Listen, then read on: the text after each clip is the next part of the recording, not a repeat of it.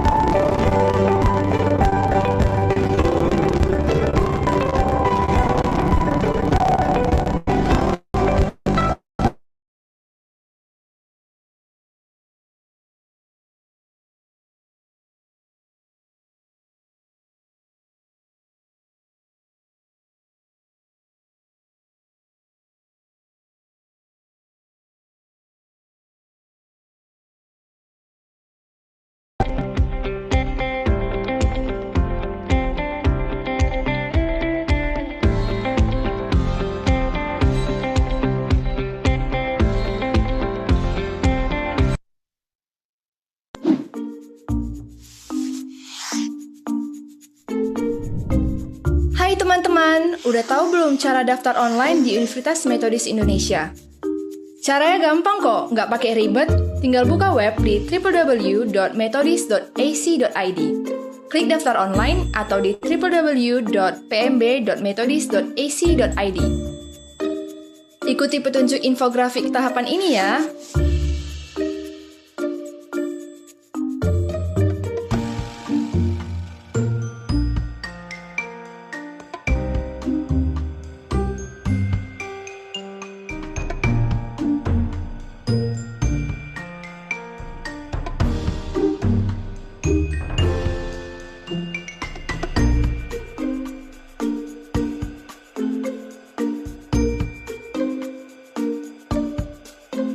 Yeay, gampang kan? Selamat bergabung ya.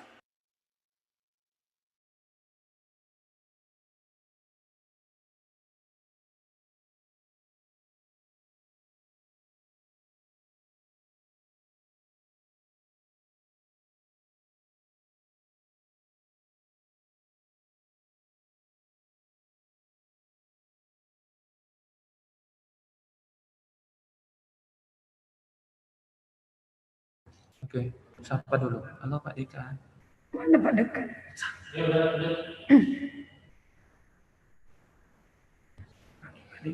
Pagi Pak Dekan, pagi Prof. Hadianto.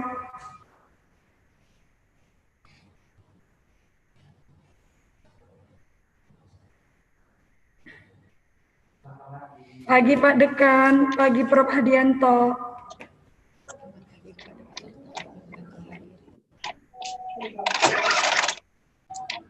Salam dan selamat pagi Bapak Ibu sejawat dan rekan-rekan mahasiswa. Jumpa kembali dengan kami di S2 Biomedik Fakultas Kedokteran Universitas Metodis Indonesia. Di acara webinar COVID-19 seri yang ketiga. Perkenalkan, nama saya Dr. Hendrika Andriana Silitonga sebagai moderator di webinar ini. Mohon maaf sebelumnya, seharusnya Dr. Endi Julianto yang akan memandu acara ini. Tetapi karena beliau berhalangan, maka saya yang menggantikan beliau. Sebelum acara ini dimulai, saya akan membacakan tata tertib di webinar ini supaya kelancarannya dapat berlangsung.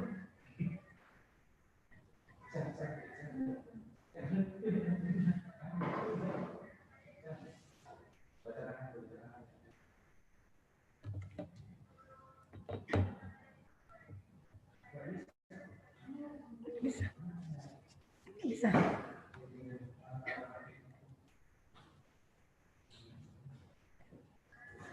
Sebelum memasuki Zoom, mohon dipersiapkan akun Zoom masing-masing dengan nama jelas dengan instansi. Contoh, Dr. Hendrika FK UMI Medan. Adapun peraturan yang harus dipatuhi peserta untuk terciptanya ketertiban selama webinar berlangsung adalah 1. Mematikan atau mute mikrofon pada saat pemaparan materi oleh narasumber. Yang kedua, panitia berhak mematikan mikrofon peserta selama acara berlangsung. Yang ketiga, absensi akan diberikan 30 menit sebelum acara berakhir. 4. Pertanyaan dapat ditulis di kolom chat dengan format nama, spasi instansi, spasi narasumber, spasi pertanyaan saudara. Yang kelima, bagi peserta dengan pertanyaan terbaik akan dipilih panitia untuk mendapatkan door prize. Yang ketujuh, peserta diharapkan mulai bergabung dengan Zoom 15 menit sebelum webinar dimulai. Bila mengalami kegagalan masuk Zoom, dapat mengikuti webinar melalui channel YouTube S2 Biomedik FK UMI.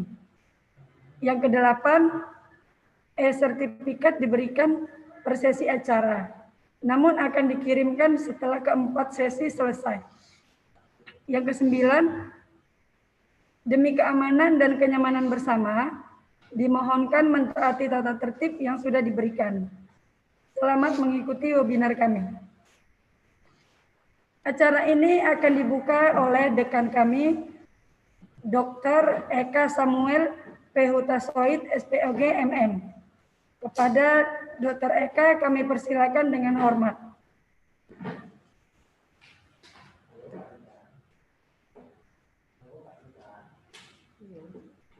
Halo Pak Dekan.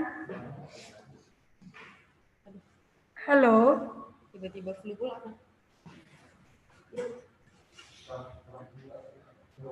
Halo Pak Dekan.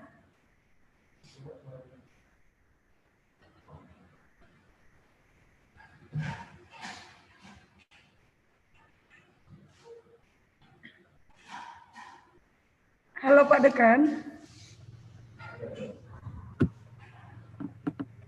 Halo, selamat pagi. Pagi Pak Dekan, pagi. Ya, apakah sudah bisa mendengarkan?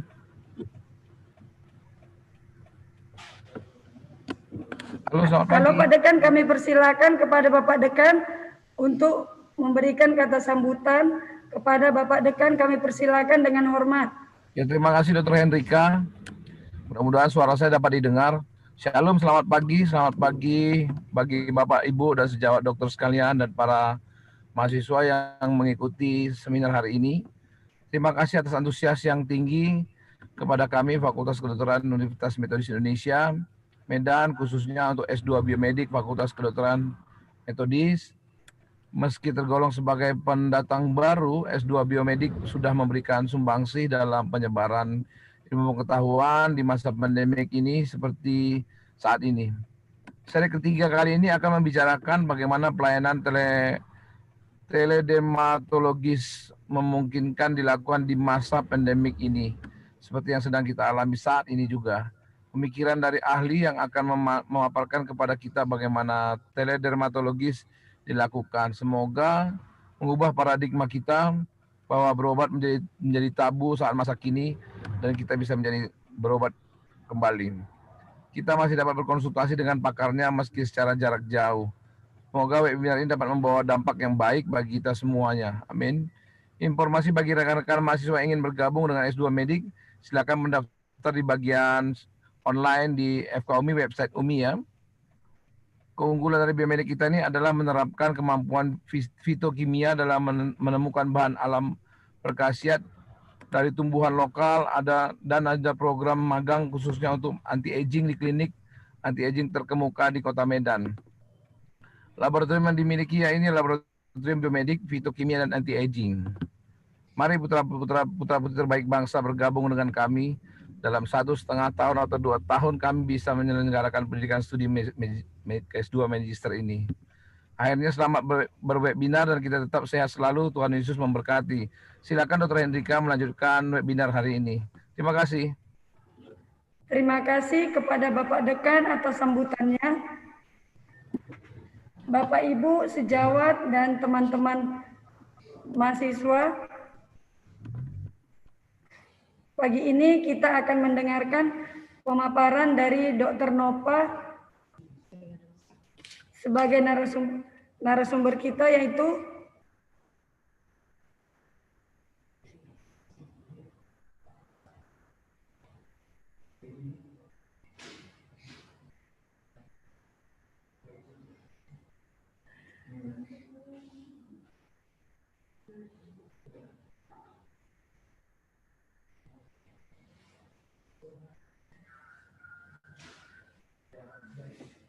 adapun data riwayat hidup narasumber kita, data pribadi, nama Dr. Yana Nova Tina Endamia Pangaribuan, MKED DV SPDP, tempat tanggal lahirnya di Medan, tanggal 7 November 1987. Kewarganegaraan beliau adalah Indonesia, status perkawinan sudah menikah. Kemudian pendidikan formal beliau 2005 sampai 2012 bekerja di Fakultas Kedokteran Universitas Metodis Medan. 2012 2014 sampai 2019 beliau mengikuti program pendidikan dokter spesialis Departemen Ilmu Kesehatan Kulit dan Kelamin di Fakultas Kedokteran Universitas Sumatera Utara. Adapun pengalaman bekerja beliau 2019 sampai dengan sekarang sebagai dokter spesialis dermatologi dan venerologi di Rumah Sakit Esmun Marelan. 2019 sampai dengan sekarang sebagai dokter spesialis dermatologi dan venerologi di JAP Klinik Medan, Indonesia. 2019 sampai dengan sekarang sebagai dosen Fakultas Kedokteran Universitas Metodis Indonesia. 2020 sampai sekarang tenaga ahli S2 Biomedik Fakultas Kedokteran Universitas Metodis Indonesia. Adapun jabatan dalam organisasi beliau 2019 sampai dengan sekarang sebagai anggota Perhimpunan Dokter Spesialis Kulit dan Kelamin Indonesia. Baiklah, kepada Dr. Nova kami persilakan memberikan pemaparan materi selama 30 menit. Kepada Dr. Nova kami persilakan dengan hormat. Bang, tolong unmute, Bang.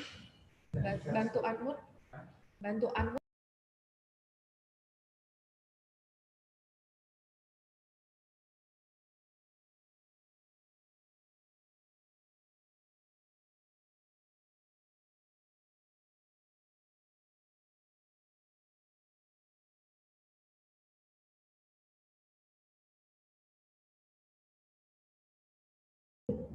Oke. Selamat pagi, salam sejahtera. Terima kasih kepada moderator webinar S2 Biomedik seri 3 pada hari ini, Dr. Hendrika Andriana Silitonga, MKes. Selamat pagi dan salam sejahtera.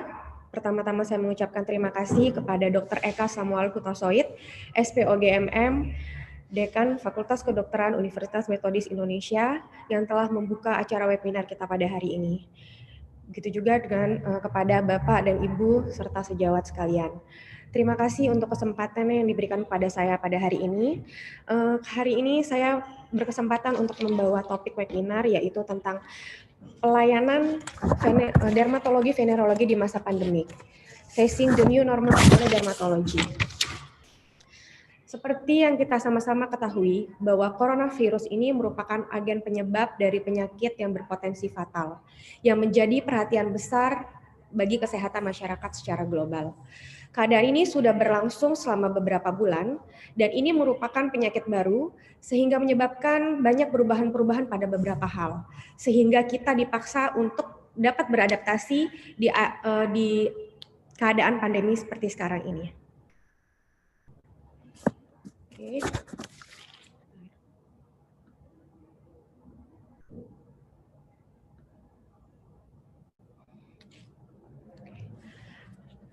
Adapun tujuan daripada webinar kita pada hari ini, yang pertama adalah untuk memperoleh langkah-langkah sehingga kita dapat mengurangi penularan transmisi COVID-19 ini dari orang ke orang, sehingga dengan demikian kita dapat mengontrol wabah ini. Kemudian adanya perhatian khusus dan upaya untuk melindungi transmisi daripada COVID-19 ini, terutama bagi kelompok-kelompok yang rentan seperti usia anak-anak, usia lanjut, dan juga terutama pada penyediaan layanan kesehatan. Pada hari ini saya akan membahas secara garis besar, secara sedikit saja tentang coronavirus disease, karena saya yakin bahwa para peserta webinar pada hari ini sudah sangat banyak mengetahui informasi tentang pandemi ini.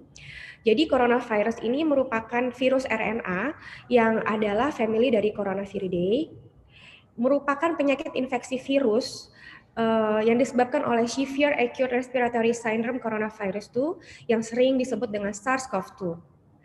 Ditemukan pada akhir 2019 di Wuhan City atau di kota Wuhan, Cina, ditemukan bahwa ada sekelompok kasus pneumonia dan pertama kali diidentifikasi sebagai virus beta corona yang baru dan juga disebut dengan novel coronavirus 2019.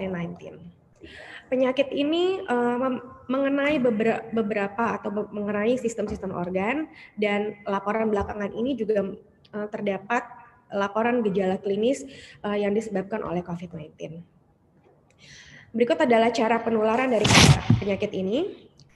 Jadi orang yang telah terinfeksi coronavirus dapat menyebarkan virusnya melalui batuk dan bersin, sehingga akan mengeluarkan droplets. Dan kemudian apabila orang yang terkena dapat tertular dengan kontak langsung ataupun tidak langsung. Kontak langsung seperti berjabat tangan, bersentuhan, ataupun tenaga medis yang memeriksa pasien dengan COVID-19. Kontak tidak langsung maksudnya misalnya apabila seseorang yang sehat menyentuh benda yang terkena dengan droplet yang telah terinfeksi. Selain itu juga dapat terinfeksi melalui rute airborne transmission, melalui aerosol yang masuk ke dalam saluran pernafasan orang yang sehat dan akhirnya dapat terinfeksi COVID-19. Saya akan menjelaskan secara singkat tentang patogenesis daripada COVID-19, bagaimana akhirnya COVID-19 ini bisa menimbulkan atau menghasilkan gejala di kulit, tidak hanya di pernafasan. Jadi ini merupakan gambaran daripada coronavirus, yaitu virus RNA tadi, di mana virus ini akan masuk ke dalam saluran pernafasan, yaitu paru-paru. Nah, di dalam paru-paru kita ini, di alveolus paru-paru ini, terdapat protein yang penting yang merupakan kunci daripada patogenesis penyakit ini. Protein ini disebut dengan S2 reseptor, di mana coronavirus ini akan melekat kepada reseptor ini, kepada S2 reseptor ini, sehingga menyebabkan virus tersebut dapat masuk ke dalam tubuh kita. Kemudian pada saat virus tersebut masuk, tubuh kita ini akan melawan. Bagaimana caranya tubuh ini akan melawan? Tubuh ini akan mengaktifasi sel-sel inflamasi untuk membunuh virus yang telah masuk ke dalam tubuh kita. Nah, kemudian sehingga terjadilah badai sitokin atau cytokine storm. Jadi akan keluar terjadi peningkatan leukosit, limfosit. Nah, inilah cytokine storm inilah yang akhirnya akan menimbulkan gejala di tubuh. Laporan terakhir bahwa ternyata S2 reseptor ini tidak hanya terdapat di paru, tetapi terdapat juga di pembuluh darah, di otak, di saluran pencernaan, sehingga makanya salah satu gejala dari COVID-19 adalah diare, dan ternyata terdapat juga di kulit. Jadi S2 reseptor ini terdapat di lapisan epidermis, terdapat di folikel rambut, terdapat di kelenjar ekrin, dan juga terdapat di kelenjar sebasea. Hal inilah yang menyebabkan mengapa pada COVID-19, pasien-pasien COVID-19 juga beberapa yang menyebabkan manifestasi klinis.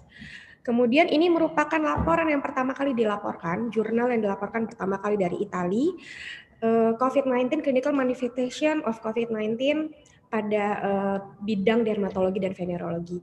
Pada jurnal ini dikatakan dari 88 pasien COVID-19, dijumpai 18 pasien dengan cutaneous manifestation. Yang terbanyak 78% gambaran klinisnya adalah macular erythema, diikuti dengan urtikaria dan juga chickenpox like vesicle. Berikut adalah laporan dari 31 negara yang dilaporkan dalam jangka waktu dari 8 April sampai dengan 17 Mei, dari 716 kasus yang terkonfirm ataupun yang disangka COVID-19, dijumpai adanya dermatology manifestation.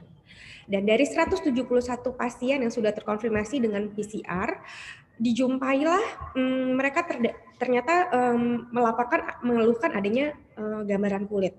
Paling banyak adalah morbilliform, perniolite, dan seterusnya sampai dengan purpura. Ini merupakan gambaran klinis daripada jurnal yang telah dilaporkan tersebut dari 31 negara tersebut. Di sini mereka membagi menjadi berdasarkan gejala keparahan dari COVID-19.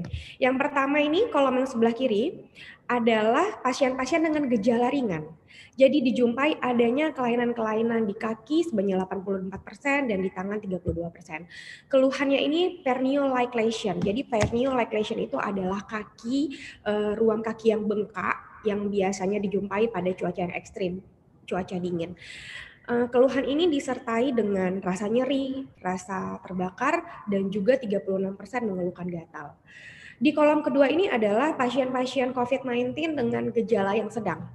Jadi dijumpai adanya gambaran vesikel, urtikaria, makular eritem, dan morbilliform. Biasanya predileksinya adalah di batang tubuh dan di ekstremitas, dan 74% disertai dengan rasa pruritus.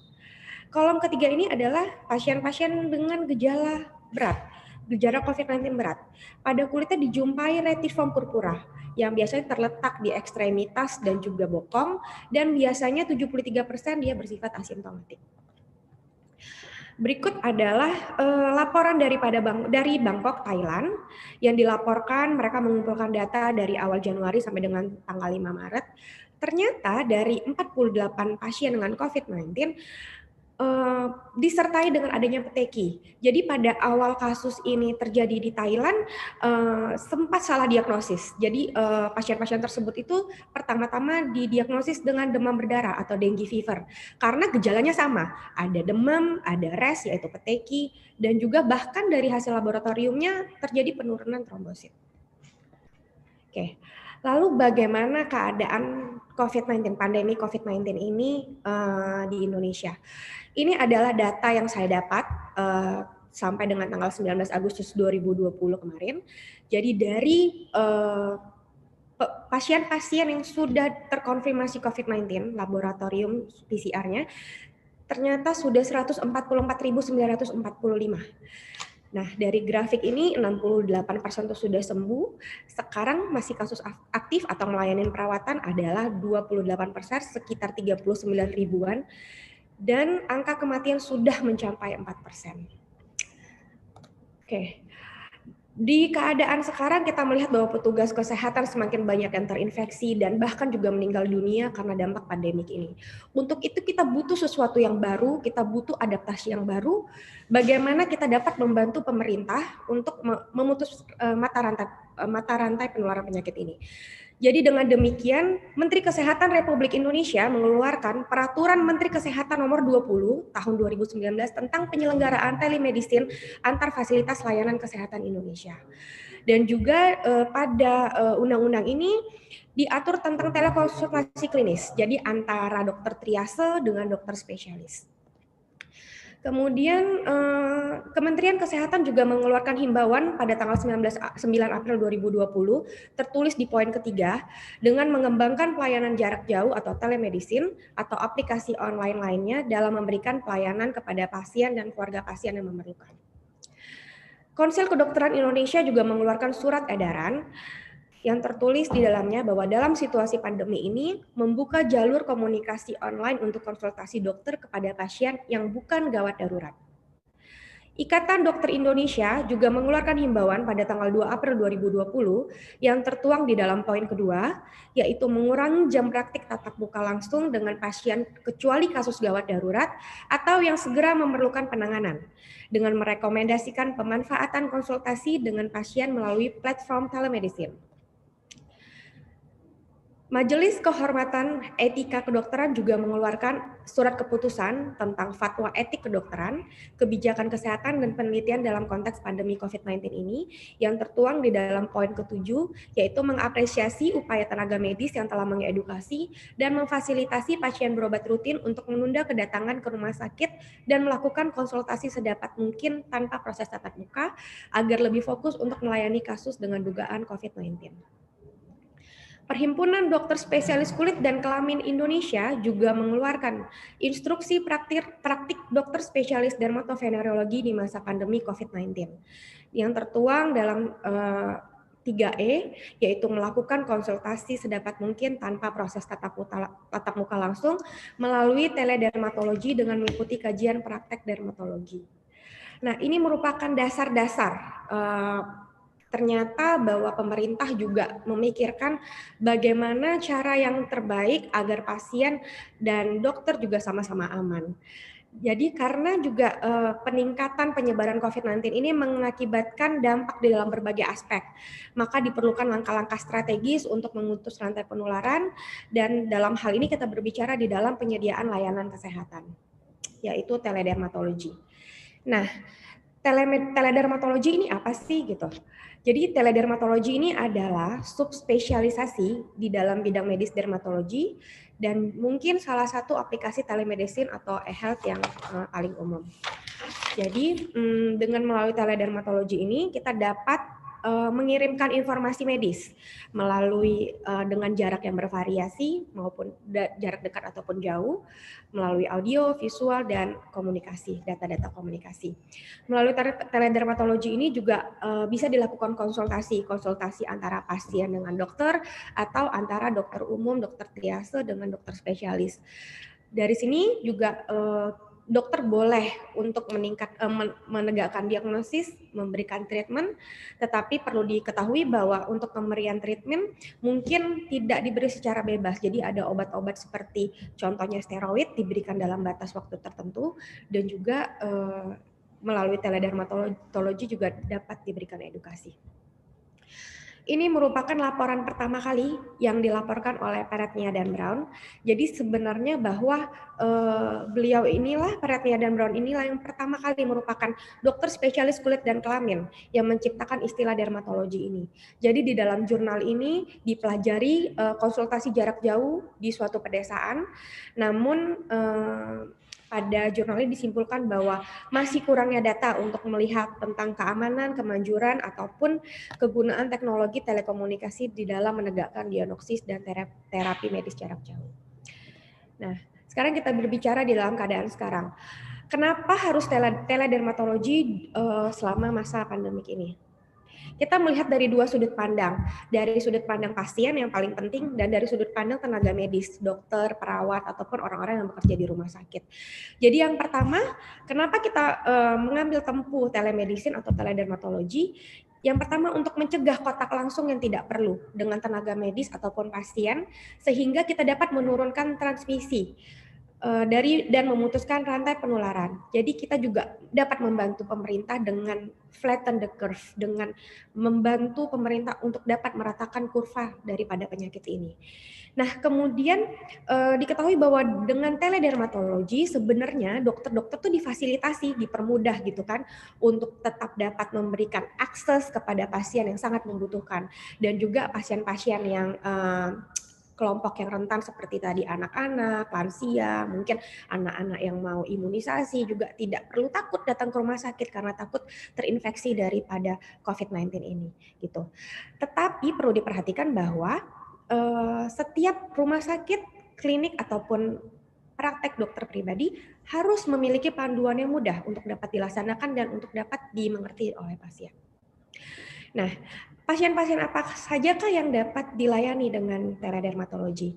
Jadi saya mau jadi dalam kasus ini dibagi menjadi kategori pasien, ada 3 kategori pasien. Yang pertama adalah pasien yang ditunda konsultasi tatap muka. Ini buat kasus-kasus yang tidak terlalu penting atau kasus-kasus yang tidak emergensi. Dan ditunda sampai dengan keadaan yang memungkinkan gitu. Jadi kalau memang masih hanya bisa ditunda hanya pusing-pusing gitu, itu masih bisa ditunda, belum terlalu emergensi untuk tidak datang ke rumah sakit. Namun apabila tetap jika butuh konsultasi, dipilihlah jalur yang teledermatologi atau telemedicine. Yang kedua adalah kategori pasien-pasien yang perlu konsultasi via teledermatologi. Untuk pasien baru yang urgent, ditempuh dengan video call real time, jadi harus live gitu, tidak boleh pakai video, jadi video real time. Dan sedangkan untuk pasien-pasien lama follow up itu bisa, jadi melalui chatting, melalui email ataupun melalui video chat. Jadi pasiennya bisa merekam video dulu, baru dikirimkan melalui WhatsApp atau melalui chatting, email dan lain sebagainya, fasilitas yang akan yang disediakan oleh fasilitas kesehatan. Yang ketiga adalah pasien-pasien gawat darurat.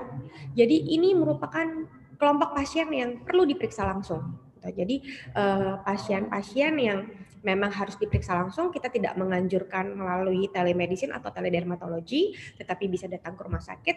Tetapi perlu diingat bahwa setiap tenaga kesehatan harus menggunakan APD yang lengkap. Ini adalah 5 tanda dan gejala kedaruratan di bidang penyakit kulit dan kelamin. Jadi ini adalah keadaan darurat ya apabila lepuh yang luas, lepuh disertai lecet. dan apabila ada luka di mata, mulut ataupun kelamin. Kemudian adanya biduran, terutama bila disertai bengkak di mata dan bibir, ruam kulit yang luas, walaupun dengan demam. Dan yang terakhir adalah bercak-bercak kulit yang disertai dengan rasa nyeri. Ini merupakan tanda-tanda kegawat daruratan, dan dengan kelompok pasien seperti ini masuk ke dalam kelompok pasien yang nomor 3, boleh datang langsung berkunjung untuk melakukan konsultasi secara langsung. Berikut saya akan menjelaskan tentang panduan teknis layanan teledermatologi. Jadi dibagi menjadi 3 bagian. Yang pertama adalah virtual visit.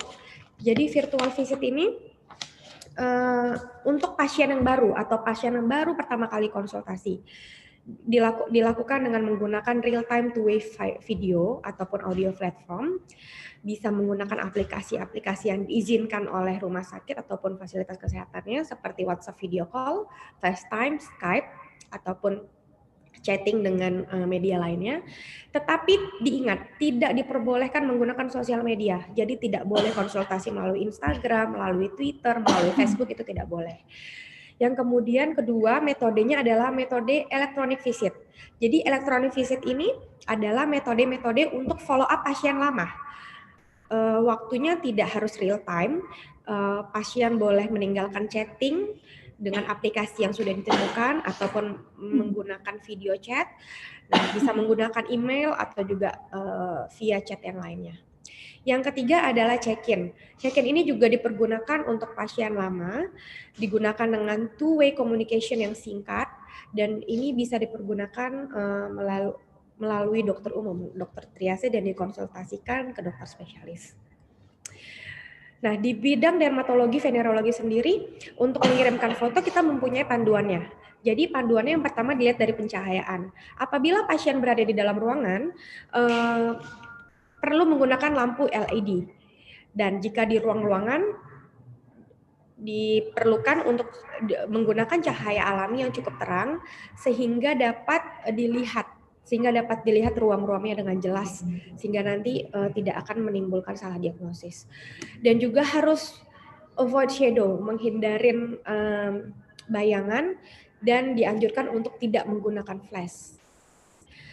Yang kemudian fokusnya. Jadi letak kamera antara kamera dengan lesi kulit itu harus tegak lurus, tidak boleh miring, tidak boleh kanan ke kiri, tetapi harus tegak lurus antara kamera dengan lesinya. Yang pasti harus jelas dan tidak kabur. Kemudian harus diambil juga foto dari sudut 45 derajat. Jadi dokternya bisa melihat dimensi lesi. Apakah dia hanya sekedar bercak yang tidak timbul, ataukah dia plak, bula, vesicle. Jadi di foto dari sudut 45 derajat. Dan digunakan dengan macro mode atau close up dari jarak dekat. Nah, kemudian latar belakangnya. Latar belakang dipilih minimalis dan warna netral. Jadi hanya satu warna, kalau nggak putih, hitam, atau biru. Dan hindari banyak objek. Jumlah foto untuk pasien kulit, yang pertama difoto dari jarak jauh, zoom out, jadi untuk melihat lokasi. Apakah lokasinya di ekstremitas atas, ekstremitas bawah, di badan, di wajah.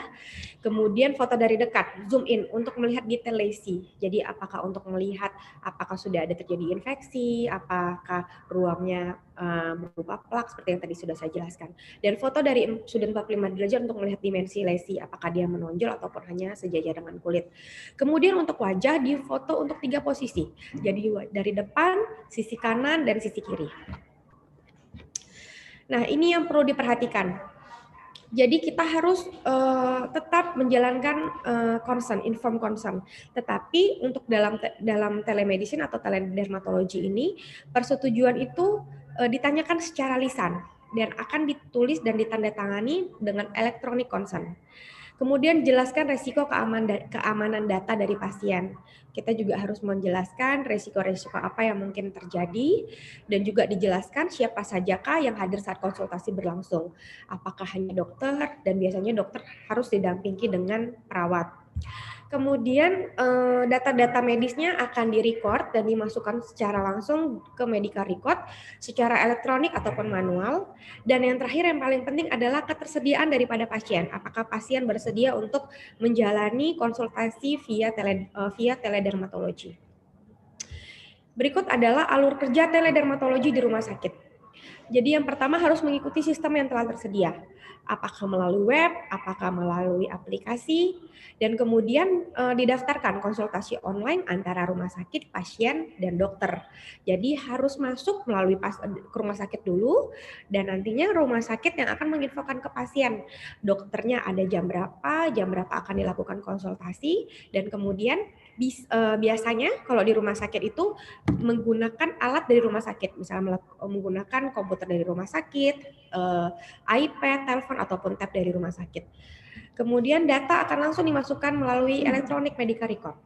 Dan resep dan obat yang diberikan oleh dokter juga difasilitasi oleh rumah sakit.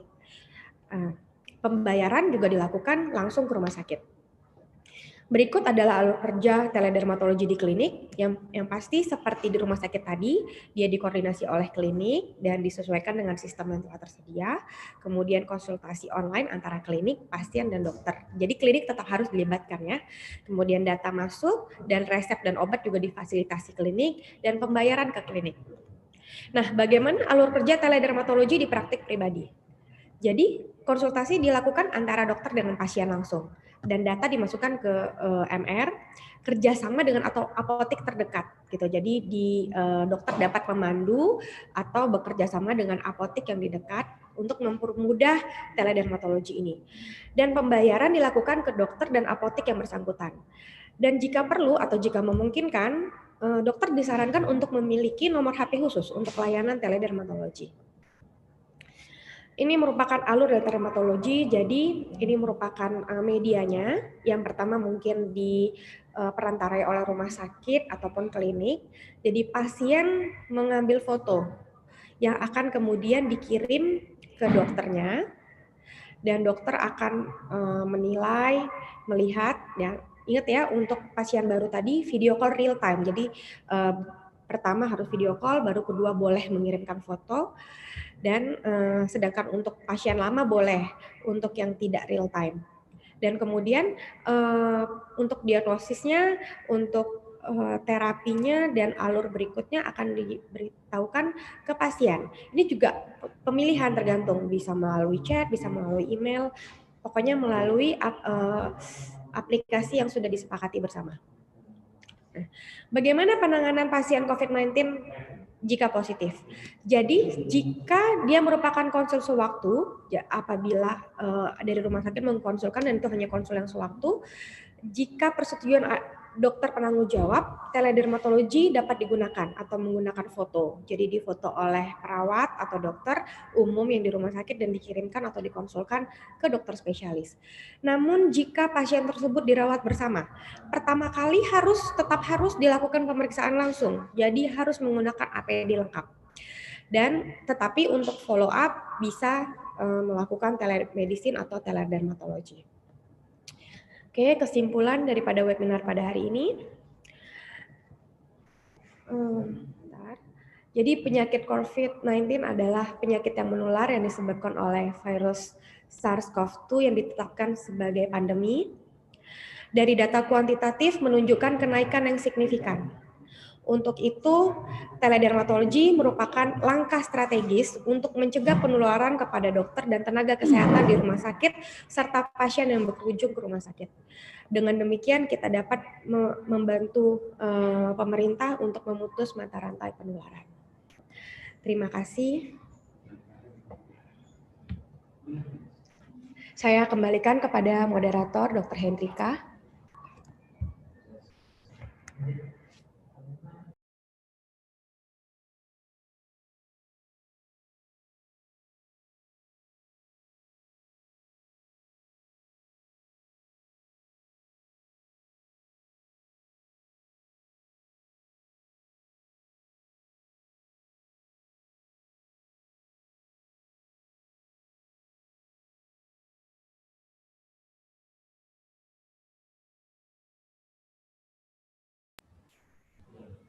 Udah belum? Terima kasih kepada narasumber kita, Dr. Nova, yang telah memaparkan materinya.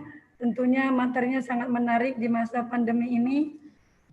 Kepada Bapak, Ibu, sejawat, dan rekan-rekan mahasiswa mahasiswa, sebelum sesi tanya jawab, izinkan kami untuk memutar video Fakultas Kedokteran Universitas Metodis Indonesia.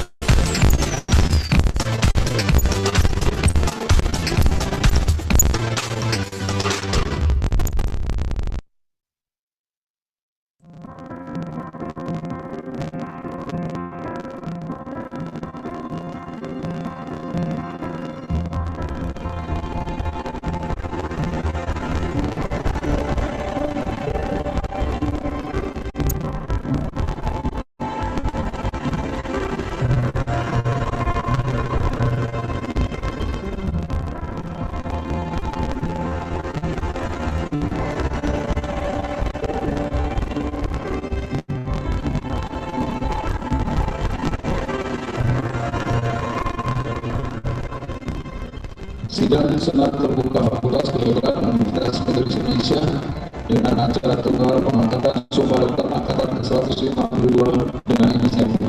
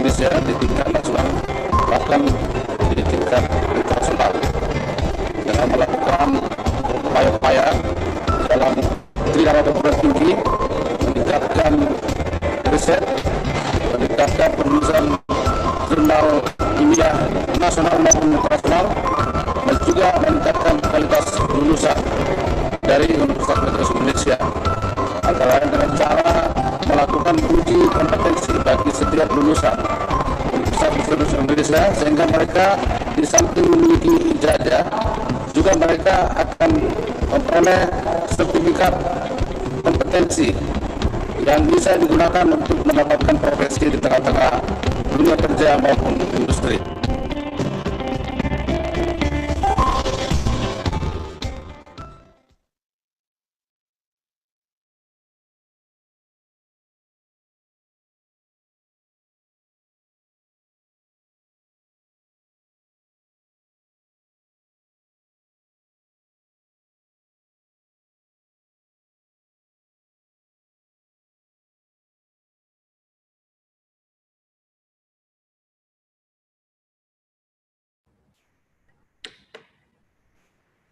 Baiklah Bapak Ibu, sejawat dan rekan-rekan mahasiswa, sekarang kita masuk ke sesi tanya jawab. Pertanyaan pertama dari Dr. Anggi, Lembaga Estetika Medik Jakarta. AC2 receptors ada di epidermis, dermal vascular walls and sebaceous gland cell. Apakah bisa jadi entry point COVID-19? Silakan Dr. Nova dijawab. Oke, unmute please. Oke, terima kasih untuk pertanyaannya pada Dr. Anggi dari Lembaga Estetika Medik. Jadi walaupun memang S2 reseptor itu memang ada dijumpai di epidermis dan di sebaceous gland cells, tapi sampai dengan saat ini belum ada laporan atau belum ada dilaporkan bahwa kulit bisa menjadi entry point COVID-19. Kecuali jika terjadi kontak langsung, maksudnya apabila ada kontak langsung ataupun tidak langsung dan terkena droplet lalu masuk melalui mata, hidung ataupun mulut. Ya. Terima kasih. Jadi walaupun memang X2 reseptor itu ada di kulit, sampai sekarang belum ada laporan yang melaporkan bahwa kulit bisa menjadi entry point COVID-19. Karena fungsi kulit kan juga sebagai pertahanan tubuh ya. Lanjut. Pertanyaan kedua dari Dr. TM Reja Saputra, Poltek Bang Medan. Yang pertama, selamat pagi dokter. Kasus COVID-19 sampai saat ini belum pernah lihat ada yang mengeluhkan pada kulitnya. Apalagi terapi pada pasien COVID diberikan vitamin E dan vitamin C dosis tinggi yang baik untuk kulit. Pertanyaannya, apakah penyakit kulit pada kasus COVID karena alergi dari obat yang diberikan dokter? Lalu pertanyaan kedua, apakah konsultasi dan pengobatan teledermatologi biayanya ditanggung pemerintah sama seperti biaya pengobatan COVID? Silakan Dr. Nova. Unmute, please. Unmute.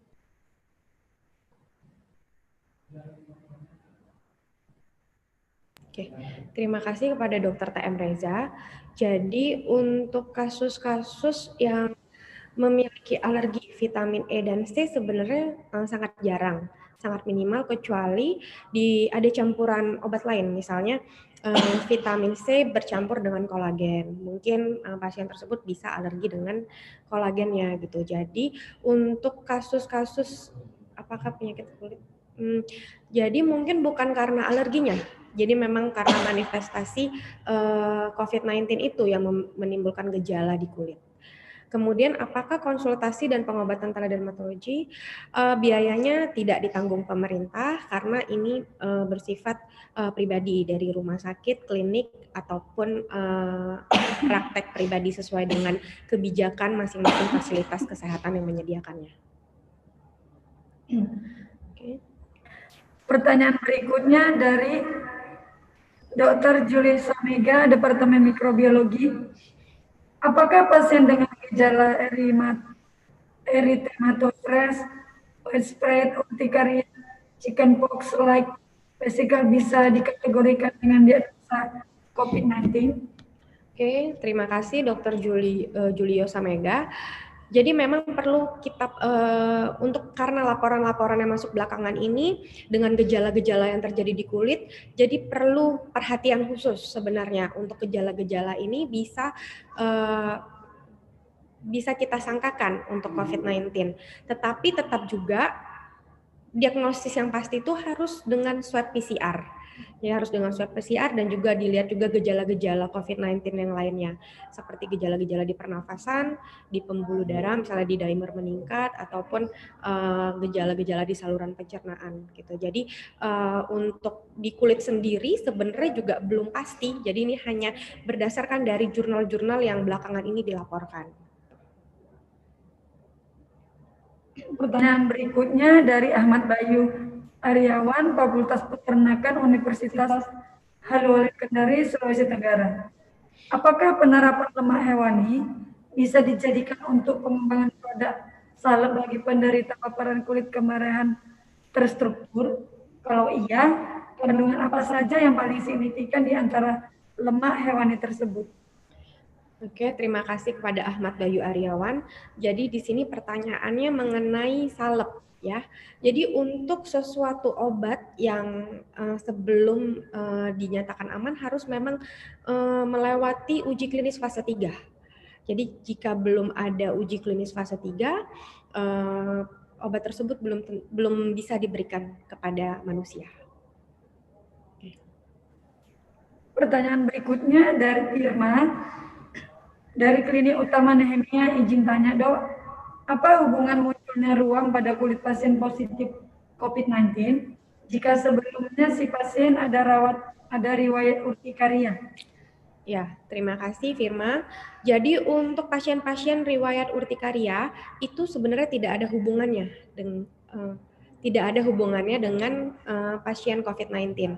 Jadi bukan berarti karena dia urtikaria yang dulu, maka pada saat dia terkena COVID-19 juga akan muncul lagi urtikarianya. Karena penyebabnya beda ya. Kalau urtikaria itu kan biasanya karena alergi, sedangkan COVID-19 ini karena virusnya tadi yang menempel di S2 reseptor yang ada di epidermis sehingga menimbulkan manifestasi klinis di kulit. Pertanyaan berikutnya dari Dr. Tami, Klinik KF. Bagaimana dengan telemedicine pada penyakit kelamin, dokter? Apakah bisa dilakukan? Terima kasih Dr. Tami. Jadi untuk telemedicine untuk penyakit kelamin bisa dilakukan. Tetapi tadi perlu diperhatikan harus inform consent dulu gitu dan dijelaskan kepada pasien tentang keamanan data. Jadi kita menjelaskan tentang keamanan data dan ketersediaan pasien untuk mengirimkan ruam foto yang di kelamin dan dikirimkan ke rumah sakit dan dikirimkan ke dokter. Jadi itu bisa dilakukan tetapi harus ada kesepakatan antara pasien dengan tenaga medis. Dari pertanyaan berikutnya dari Dewi Lestari, Ekawisu. Pertanyaannya ada dua. Yang pertama, bagaimana memastikan bahwa pasien dengan urtikaria, chickenpox, macular erythema didiagnosa dengan COVID-19 karena belum dilakukan pemeriksaan swab. Yang kedua, apakah aman pemberian steroid untuk pasien misalnya urtikaria di masa pandemi dikarenakan efek dari steroid menurunkan daya tahan tubuh? Terima kasih. Oke, terima kasih kepada Dewi Lestari. Jadi sebenarnya untuk pasien-pasien yang memiliki gejala kulit itu kita hanya perlu untuk meningkatkan kewaspadaan. Nah, tapi kita tidak bisa untuk menegakkan diagnosis pasien tersebut memang COVID-19 atau tidak, karena satu-satunya untuk penegakan diagnosis hanya dengan melakukan PCR, dengan melakukan swab dan melakukan PCR. Jika PCR belum dilakukan, pemeriksaan PCR belum dilakukan, kita belum bisa memastikan bahwa orang tersebut memang COVID-19 atau tidak. Kemudian untuk pemberian steroid memang sebaiknya harus dihindarin, karena kita ketahui bahwa steroid itu kan bersifat imunokompromis, jadi bisa menurunkan sistem imun. ya. Apalagi ini kan COVID-19 penyebabnya adalah virus. Jadi sebaiknya memang steroid tidak diberikan kepada pasien-pasien dengan COVID-19 yang memiliki riwayat yang memiliki gejala urtikaria. Tetapi bisa diberikan dengan antihistamin ataupun emolien atau obat-obat topikal untuk urtikarianya.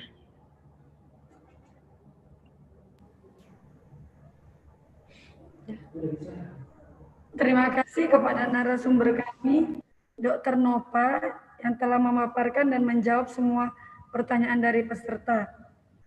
Mohon maaf dari kami karena kita dibatasi oleh waktu, maka pertanyaannya sudah kita tutup dan kita sekarang akan melakukan door prize.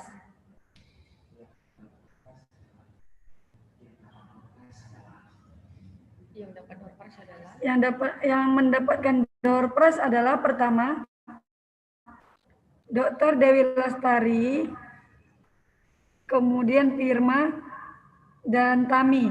Mohon mengirimkan alamat dan identitas diri lengkap ke 0878648 59852 atas nama Puat dan 0812 69129784 atas nama Dea. Link untuk registrasi pendaftaran S2 Medik UMI online dapat dilihat di http://pmbmetodis.ac.id atau melalui website Universitas Metodis Indonesia yaitu https://www.metodis.ac.id. Terima kasih kami sampaikan kepada narasumber kami.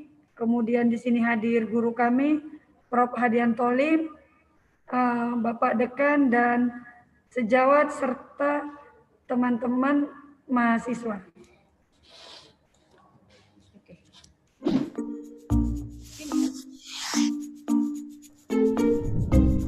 Hai teman-teman, udah tahu belum cara daftar online di Universitas Metodis Indonesia? Caranya gampang kok, nggak pakai ribet, tinggal buka web di www.metodis.ac.id. Klik daftar online atau di www.pmb.metodis.ac.id. Ikuti petunjuk infografik tahapan ini ya.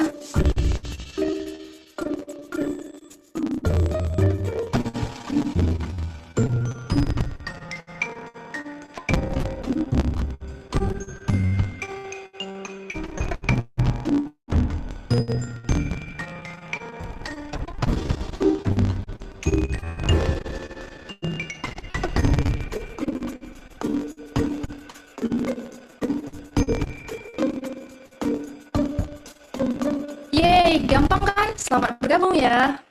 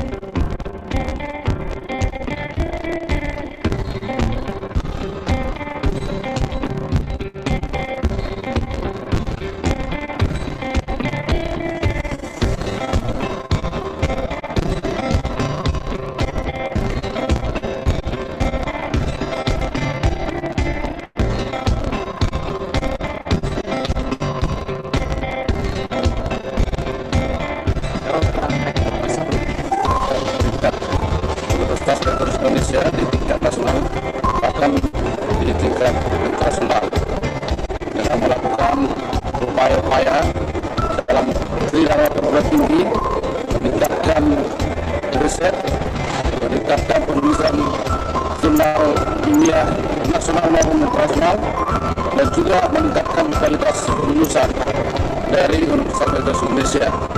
Antara lain dengan cara melakukan uji kompetensi bagi setiap lulusan Universitas Indonesia, sehingga mereka di samping memiliki ijazah, juga mereka akan memperoleh sertifikat kompetensi yang bisa digunakan untuk mendapatkan profesi di tengah-tengah dunia kerja maupun industri.